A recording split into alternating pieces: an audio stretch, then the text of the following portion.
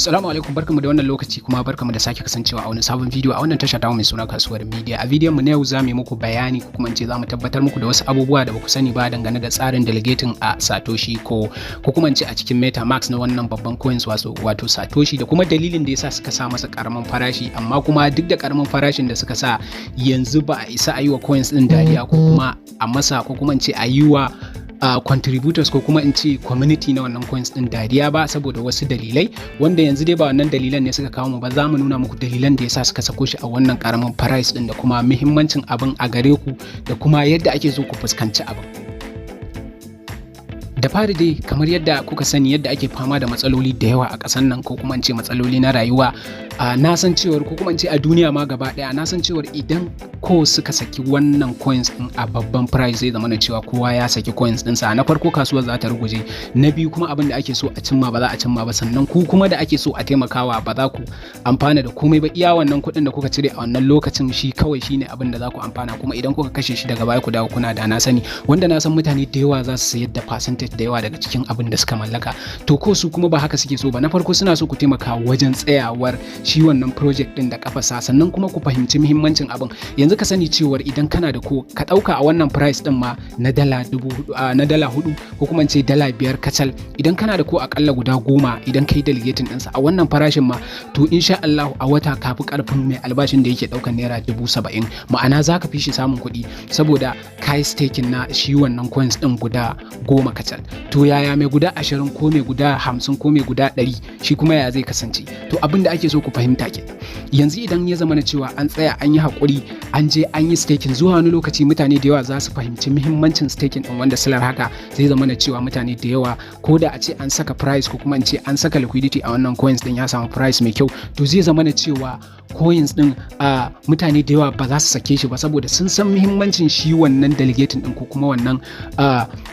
abin nan din da suka yi, mai yake da suna delegating din da suka yi, sun san muhimmancin sa. Saboda haka yanzu kawai kai tsaye abin da ake bukata shine ku fahimci muhimmancin yin wannan delegating din kafin ku je ku rabu da coins din ku, saboda idan aka sake shi da babban price zai zama na cewa mutane da yawa duk za su je su sayan ne, wanda su kuma manufar wannan Satoshi ko din ba wai burin su ku je ku sayar ba, burin su a yi tafiyar da ku taimaka wajen abin ya tafi, sannan kuma rayuwar ku ta inganta har zuwa tsawon wannan shekara 80 din. Ma'ana zai zama na cewa zuwa wannan lokacin ba kai ba hatta 'ya'yanka da jikokinka za su amfani da wannan abun. To shi yasa suka saka shi a wannan dan karamin price din, ta yadda kowa, duk da dai mutane za su ji ba daɗi, za su ji bacin rai, amma daga baya idan ka fahimci muhimmancin yin wannan delegating ko staking din, zai zama na cewa za ka fahimce su sosai, za ka fahimci manufarsu da inda suka nufa dangane da wannan tsari na delegating. Saboda za ka ga misali yanzu kana da coins guda 10 ka zo ka yi delegating, kaga duk wata kana daukar akalla naira 80,000 wanda shine albashinka, ko da ka dauka a haka ma price din nasa zai tsaya kenan. Idan kuma ya zama da cewa price din sa ya sama, ma'ana an yi delegating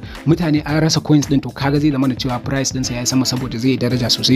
Zuwa wani lokaci kaga zaka fahimci muhimmancin abin, saboda duk wata zaka ke cire wani kuɗi wanda kai kanka zaka zo kana mamaki, wanda haka price din sa yana sama, adadin albashinka da zaka ke dauka a wannan tsari duk wata yana karuwa. To kaga daga nan zaka fahimci muhimmancin abin, kuma zaka yi wa waɗannan mutanen godiya da basirarsu da Allah ya basu suka kirkiri wannan abu, kuma suke so su ganar da mutane ga hanyar da ya kamata ka bi kake generating kuɗi duk wata, ba wai ka je ka sayar kawai ka zo ka yarholiyar ka kai duk abin da kaga dama ba. To kaga wannan yana da matukar muhimmanci ka fahimta, saboda yanzu kaga kana da guda 10 kana daukar 70,000 zuwa 80,000, kana da guda 20 kana daukar 160 zuwa 100 da wani abu dai, kana da guda 30 kana daukar 180 ko 200, guda 50 guda 100 zuwa sama, duk wanda kake da shi kaga, sannan kuma ga wanda za a ke biyan ka duk wata, shi ma ka zo ka yi delegating ɗinsa. Abin da na fahimta kawai shine mutanen nan suna so ka fahimci muhimmancin shi wannan delegating din, wanda na san kaso 80% in mutane suka fahimci wannan delegating din, to ba za su taba yadda su sai da coins ɗinsu ba har abada, saboda sun san wannan kuɗin da za su ke samu duk wata kawai ya ishe su, za su ke generating din kuɗi zuwa wani lokaci wanda su kansu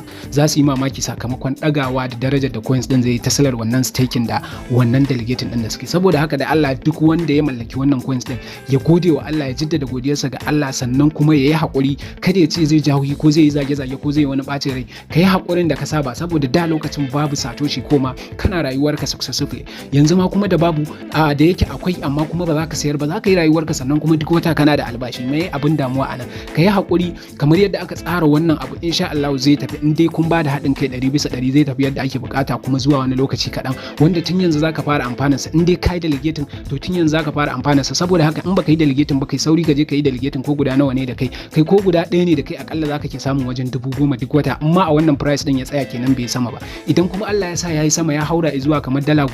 ko $20 ko $50 to abin kuma da zai biyo baya abu ne wanda za ka yi mutukar mamakin sa sosai saboda haka yana da kyau ka yi haƙuri ko kuma ce ka yi haƙuri ko mu yi haƙuri gaba ɗaya mu je mu yi staking ko mu yi delegating na coins din mu ba shi lokaci mu yi haƙuri wanda duk wata za mu ke cirar abin da mutane da yawa da suke aikin gwamnati ma ba sa cira saboda haka ka yi haƙuri ka sa a ranka wannan abu ne mai kyau insha Allah kuma zai tabbata sannan ka ci gaba da addu'a kamar yadda ka saba to insha Allah zuwa wani lokaci za ka yi mamaki sosai